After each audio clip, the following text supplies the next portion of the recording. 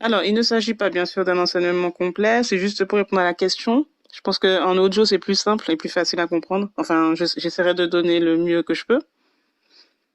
Donc, dans Genèse 3, verset 16, la Bible dit que Dieu a désigné l'homme comme tête. Et c'est Dieu lui-même qui a décidé que ce soit l'homme qui soit la tête. Donc, c'est lui qui a la tête de la famille. Quand il dit à Ève, tes désirs se porteront vers ton mari, mais il dominera sur toi, il s'agit de l'homme. L'homme est appelé à dominer sur la femme. Donc, Dieu a indiscutablement désigné l'homme comme étant le chef de famille.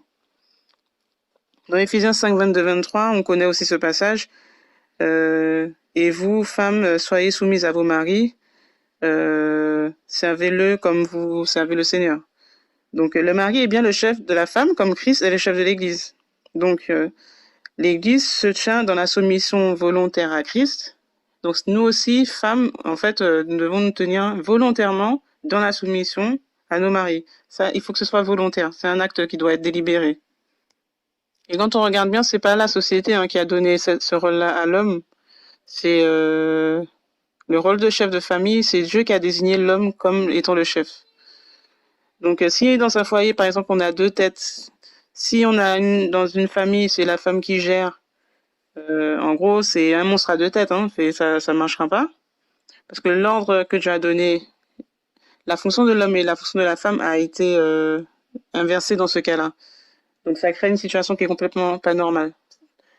Donc quand les femmes jouent le rôle du chef de famille, on remarque en général qu'il y a un dérèglement dans la famille, il y a de la rébellion chez les enfants, il y a un mauvais modèle qui a été communiqué aux enfants, etc.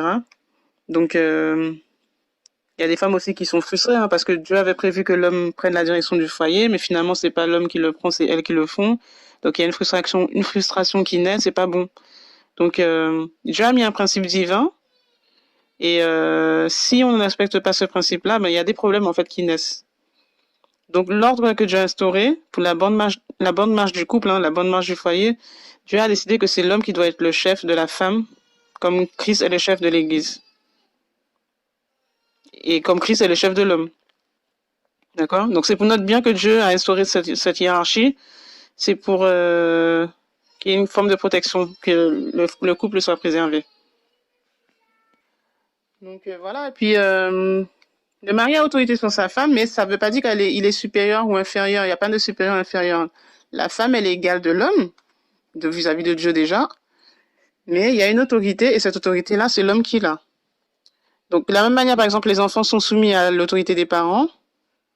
C'est pas parce qu'un enfant est soumis à un parent qu'il est inférieur, que c'est un être inférieur. Il est exactement comme ses parents, mais c'est juste qu'il y a un ordre qui a été instauré en termes d'autorité. Le but, en fait, c'est quoi? C'est de créer une protection, de nous procurer aussi du bonheur. Et c'est Dieu qui a instauré cette hiérarchie-là entre les hommes. Les enfants sont soumis aux parents, la femme aussi est soumise à son mari. Il y a un ordre, en fait, à respecter. Après, ce qu'on peut dire, il faut pas oublier que la femme aussi, elle a son rôle, c'est quoi en fait? C'est de soutenir son mari. Tu as un rôle de soutien. Le rôle de prendre soin du foyer, prendre soin des enfants, mais surtout soutenir le mari. Donc, soutenir veut dire que en fait, le mari fait une action et on est là pour soutenir le mari. Donc, je commence comme ça. Je sais pas, j'ai pas encore répondu à la question. C'est juste pour établir déjà comment déjà placer l'ordre des choses. On va avancer petit à petit sur le vif de la question. Mais la femme a aussi, elle est libre aussi de faire des activités qui rentrent pas en conflit avec son rôle de femme, avec son rôle de mère. Elle a des activités, etc., mais qui sont propres à elle. D'accord. Le mari, lui, il a un rôle de chef de famille, un rôle de responsable. Donc, c'est lorsque, par exemple, si on se soumet à l'autorité de notre mari, une femme qui se soumet comme ça, quand ça se passe bien, elle se sent protégée, elle s'épanouit normalement dans l'ordre que Dieu a établi. Parce que si Dieu a établi cet ordre-là, c'est pour notre épanouissement. D'accord. Il y a pas de, par contre, elle n'a pas à subir des pressions, elle n'a pas à régler, contrairement à l'homme, elle n'a pas à subir les pressions de la famille, elle n'a pas à régler les problèmes qui ne la concernent pas, c'est son mari, c'est l'homme, le chef de famille qui est censé régler toutes les pressions qui sont autour de la famille, dans la hiérarchie que Dieu a mis. Donc, il y a des sujets que Dieu va traiter directement avec l'homme, avec le mari. Donc, et aussi, il y a des sujets que Dieu va traiter directement avec la femme. D'accord? Et mais par contre, lorsque la femme sort de son rôle, quand elle vient maintenant prendre des responsabilités qui concernent son mari, eh ben là, le problème, ce qui se passe, c'est qu'elle vient se mettre entre son mari et Dieu. Et elle veut diriger le foyer. Et c'est là que ça va plus.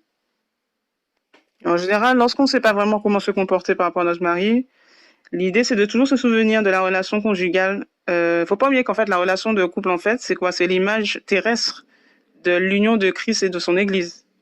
C'est une image, en fait, tout simplement, de la relation que Christ a avec son Église en tant qu'épouse. Donc, c'est le couple, en fait, c'est ça, c'est cette image-là. Et qu'est-ce que la parole dit? L'Église dépend totalement de Jésus-Christ lui-même. Donc, en tant que femme, on doit dépendre entièrement de notre mari. Je tiens à dire que c'est pas parce que je sais tout ça que que je suis la femme parfaite. Hein. J'apprends aussi. Hein. Et ce que je suis en train de rappeler, ça m'éclaire aussi, ça me rappelle aussi. Donc là, c'est ce que la parole dit. On reste dans la parole, dans le contexte que Dieu a créé. Je fais que répéter ce que le Seigneur a mis en place, mais ça ne veut pas dire que je suis une femme parfaite. Moi aussi, j'apprends. On apprend tout le temps, tous les jours. Et pourtant, ça fait 13 ans que je suis mariée. Donc, je tiens à préciser ça quand même parce qu'on peut penser que la sœur, là, c'est la top femme internationale recommandable. C'est pas du tout le cas. Moi aussi, j'ai mes failles. Donc, c'est important de rappeler ça. Et donc, je disais que de la même manière que l'Église est soumise à Christ, on doit dépendre entièrement aussi de nos maris. Et c'est dans ce climat-là que le Seigneur veut qu'on s'épanouisse. Donc, notre mari est appelé à faire en sorte d'être l'homme que Dieu veut qu'il soit. Et sachant qu'il y a les enfants au milieu, faut pas oublier qu'il faut qu'ils grandissent dans une ambiance idéale. Mais aussi, Dieu a aussi un plan complet pour aussi l'épouse. Et c'est tout ça dans le cadre de l'amour. C'est le Seigneur qui bénit. D'accord? Maintenant, il y a certaines personnes qui pensent que le mariage, c'est comme un partenariat. C'est comme, comment dire? Au niveau de l'importance du rôle, on est à égalité devant Dieu. Mais par contre, il y a des responsabilités qui sont différentes. Donc, je répète ce que je viens de dire, hein, c'est important. On a des rôles qui sont pareils. L'importance de nos rôles devant Dieu, elle est égale. Quand Dieu regarde le rôle de la femme, il est important autant que celui de l'homme. D'accord? Par contre, l'enjeu, les responsabilités sont complètement différentes. D'accord? Et le fait que les rôles soient différents, ça ne veut pas dire que l'un soit inférieur à l'autre. C'est pas ça, c'est la nature que Dieu a mis en chacun de nous. Donc, le rôle va avec la fonction que Dieu a donnée. Mais par contre, le mari sans la femme ne peut pas être efficace sans sa femme. D'accord? Ils sont complémentaires. Enfin, en gros, l'un ne va pas sans l'autre. Donc, ça veut dire, voilà, Dieu a très bien créé le système. Donc, c'est important. C'est comme, par exemple, si vous pouvez aller dans une entreprise. Ouais, voilà, on va comparer, par exemple, le rôle de la femme vous avez le président, le PDG, et le vice-président de l'entreprise. Donc, le président sait, par rapport à sa position, qu'il a de lourdes responsabilités. Et le vice-président aussi, au niveau de sa position, est au courant aussi du poids de sa responsabilité qu'il a en tant que vice-président. D'accord? Maintenant, quand chacun connaît son rôle, connaît son périmètre, il n'y a pas de... Chacun sait que le vice-président sait que c'est pas lui le président, c'est l'autre. Le président sait qu'il a un vice-président, mais que c'est lui le président. D'accord? Mais par contre, le président ne pourra pas réussir s'il n'a pas l'aide que lui apporte le vice-président à cause de ses fonctions. Ce que le vice-président fait permet au président de réussir dans sa mission. Vous voyez? Mais ça n'empêche pas que le vice-président doit être au courant que c'est pas lui, le président. C'est quand même l'autre. C'est un peu ça. Donc, quand il y a des décisions qui doivent être prises, le président peut très bien demander conseil au vice-président ou au premier ministre. D'accord? Il a aussi cette possibilité-là de demander conseil auprès du vice-président. Mais par contre, en ce qui concerne la décision finale, c'est lui qui est responsable. En tant que responsable président nommé, même s'il consulte le vice-président, il va écouter ce que le vice-président va le conseiller, mais il est bien au courant que le poids de la décision finale relève sur ses épaules. Et c'est un peu ça le rôle de la femme. Le mari peut consulter sa femme, il peut écouter les conseils, mais la décision finale lui revient parce qu'il en est responsable.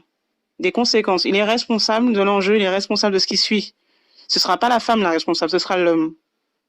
Et un homme qui est enseigné est au courant du poids de cette responsabilité-là. Il est au courant aussi du poids et de l'importance que les conseils de sa femme peuvent apporter dans sa réussite. J'espère que je m'exprime bien.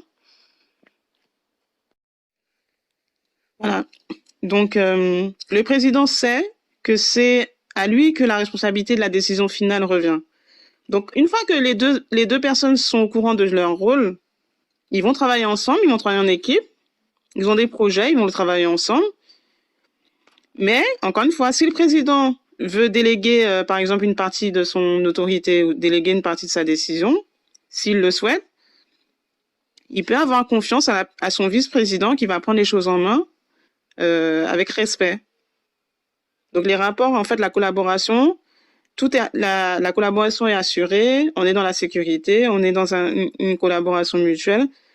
Mais tant que le vice-président reste à sa place, tant que le vice-président reste à son rôle, à sa fonction, respecte ses limites, ça fonctionnera.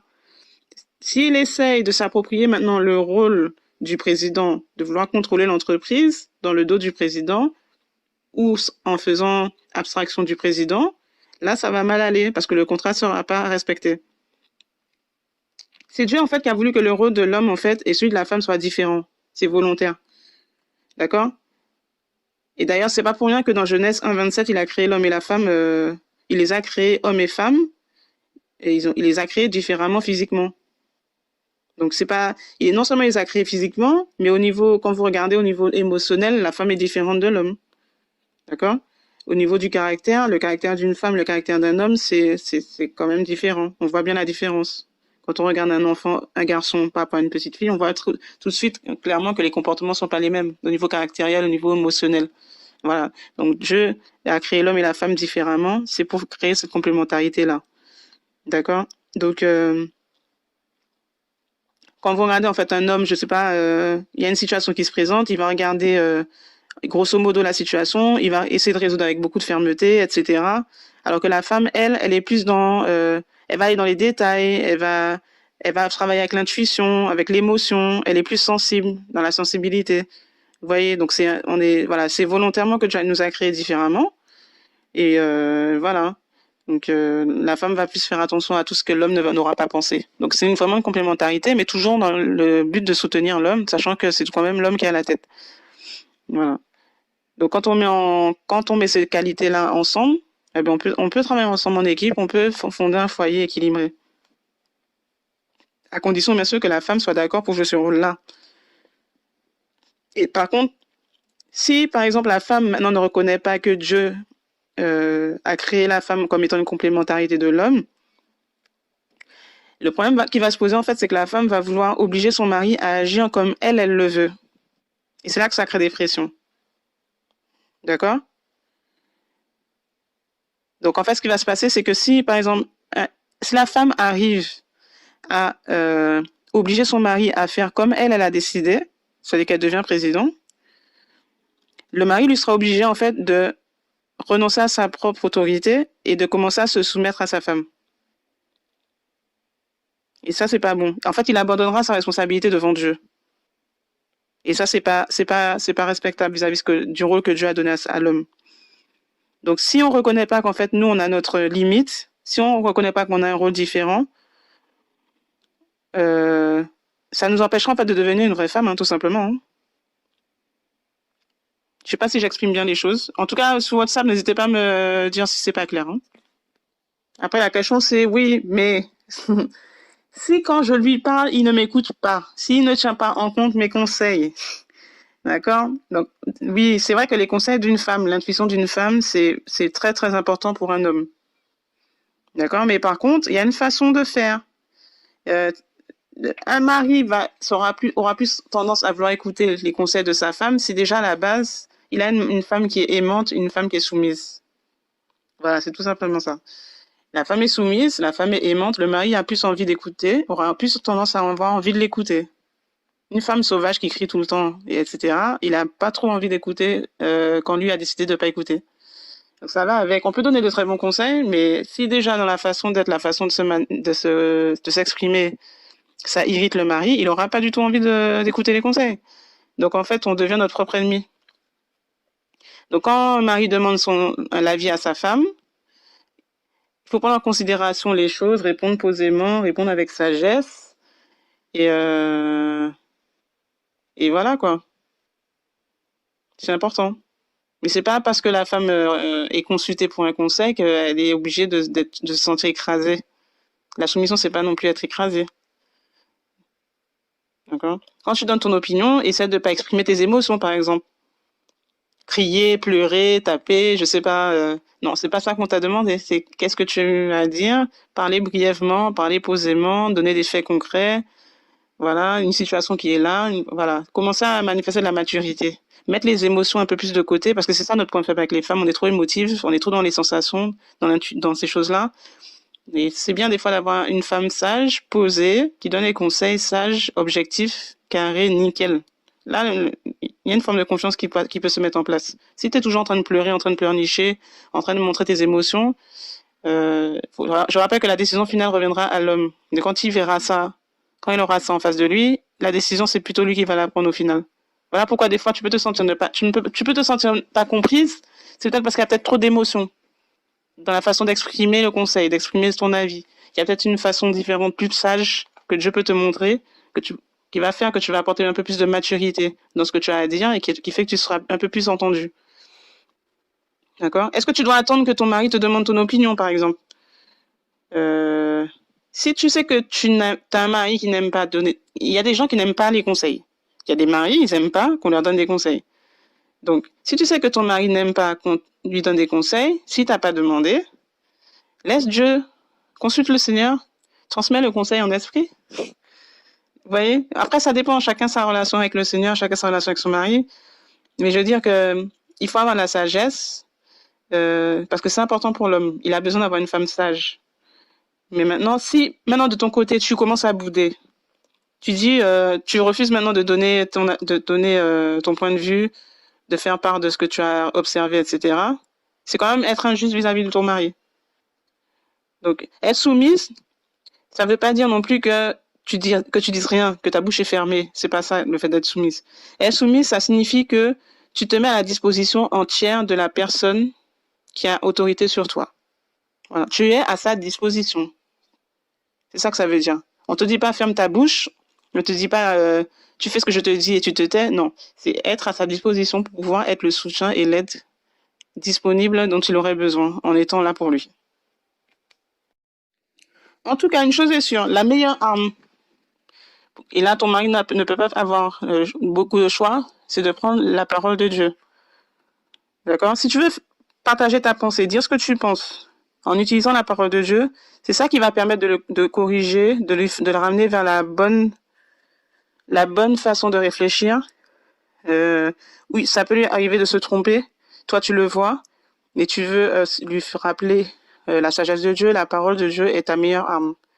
Et la parole de Dieu nous dit que la femme vertueuse, dans Proverbe 31, si je me trompe pas, le cœur de son mari a confiance en elle, d'accord? Elle ouvre la bouche avec sagesse et des instructions aimables sont sur sa langue. Donc, instruction aimable, c'est qu'elle sait enseigner son mari avec amour. Donc, elle peut instruire son mari, le ramener vers la lumière de l'enseignement biblique, mais avec amour, d'accord? Pas pour démontrer qu'elle sait mieux que lui et que lui est nul. Faire attention. Le but, c'est toujours de l'aider, d'être là pour lui. Donc, c'est important d'avoir une disposition de cœur aussi aimante, toujours dans l'amour. Et ça me fait penser à l'histoire de Manoach avec sa femme dans Juge chapitre 13, avec l'histoire de Samson, par exemple. Samson, Manoach et sa femme, le père de Samson, Manoach, ils n'arrivaient pas à avoir des enfants. Donc, qu'est-ce qui s'est passé? Ils n'arrivaient pas à avoir d'enfants.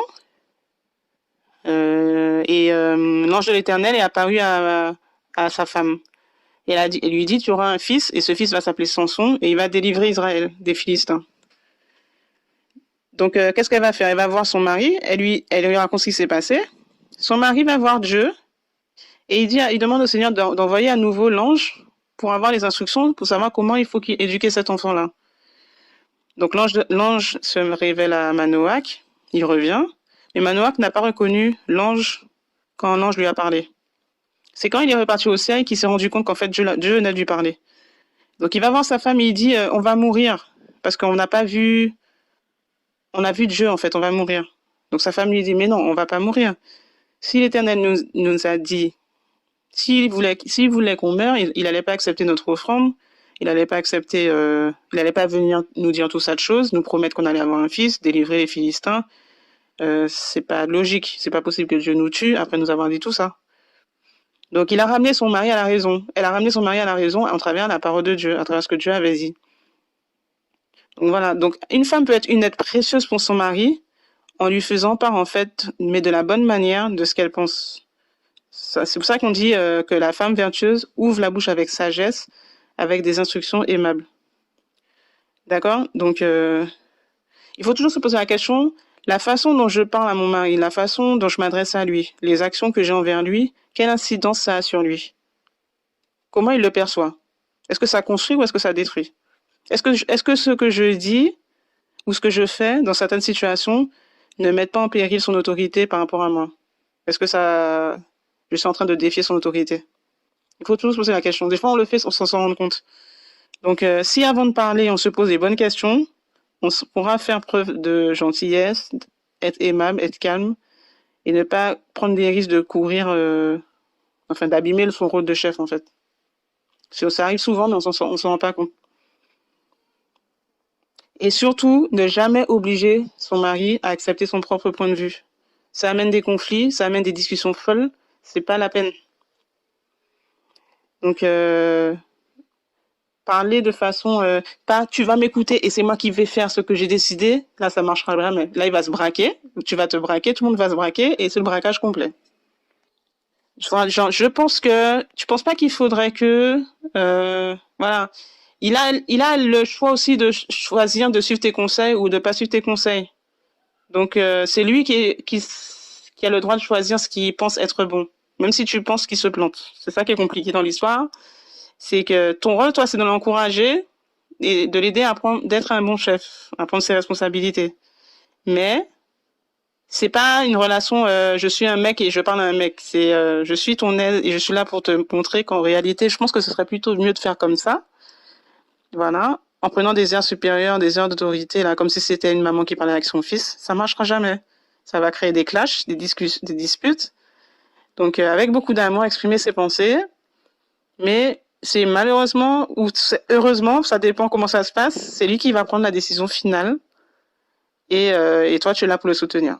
C'est ça l'ordre que Dieu veut. C'est cet ordre-là que Dieu a mis. Donc, si tu penses que c'est une mauvaise décision qu'il va prendre, à ce moment-là, dernier recours, hein, ça sert à me se prendre la tête. C'est comme le tribunal, il faut faire appel. Il faut parler de la situation au Seigneur dans la prière, lui faire confiance pour la solution finale. Que Dieu lui-même prenne le relais et c'est ce qui Dieu aura décidé qui devrait arriver. Donc, donner ses conseils de façon féminine, comme on dit, mais la décision finale, ce sera toujours lui. C'est lui qui la prendra. La responsabilité de cette décision, les conséquences, ce sera sur le mari. Et nous, on est seulement là pour les encourager et les soutenir. Voilà, c'est ça notre rôle. Et je sais très bien que oui, c'est très frustrant de voir quand la décision finale n'est pas celle qu'on aurait voulu. Mais encore une fois, même si la décision finale démontre qu'on avait raison, on est quand même toujours là pour soutenir et encourager. Pas pour dire, t'as vu, j'avais raison, t'as vu, regarde maintenant, t'as vu, regarde comment tu es nul. En gros, quand tu dis ça, c'est, regarde comment tu es nul, la prochaine fois, c'est moi qui prends le relais parce que c'est moi l'homme. Voilà, c'est un peu ça, en fait, l'idée. J'espère que je réponds à la question. Et puis, n'hésite pas à poser des questions sur WhatsApp si c'est pas clair. Grosso modo, c'est ça, quoi.